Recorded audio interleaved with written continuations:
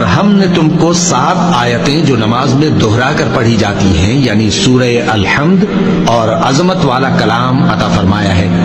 ہم نے کفار کی کئی جماعتوں کو جن کو فوائد دنیاوی سے نوازا ہے، تم ان کی طرف رغبت سے آنکھ اٹھا کر نہ دیکھنا اور نہ ان کے حال پر رنج و غم کرنا اور مومنوں کے ساتھ تواضع سے پیش آنا۔ توبہ کرنے والے، عبادت کرنے والے، حمد کرنے والے، روزہ رکھنے والے، رکوع کرنے والے، سجدہ کرنے والے، نیک کاموں کا امر کرنے والے اور بری باتوں سے منع کرنے والے، اللہ کی حدوں کی حفاظت کرنے والے،